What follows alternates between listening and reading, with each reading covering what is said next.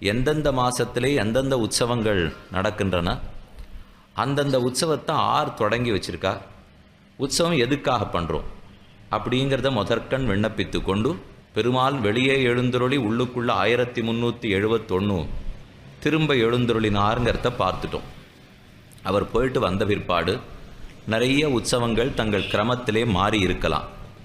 கலாபத்துக்கு முன்னாடிங்கிறது திருவரங்கம் வேறே, கலாப காலத்துக்கு பிற்பாடு திருவரங்கத்திலே பழக்கங்கள் மாறிப்போயின.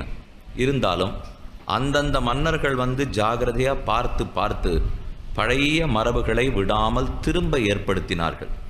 அது எப்படிங்கிறதையும் விண்ணப்பித்து கொண்டு மேலே எப்படி ஈடு இந்த திவ்யதேசத்திலே வளர்ந்து ஈட்டை தான் காலக்ஷேபமாக மணவாள மாமனிகள் சாதித்தாருங்கிறதையும் இந்த கோட்டியிலே விண்ணப்பிக்கிறேன்.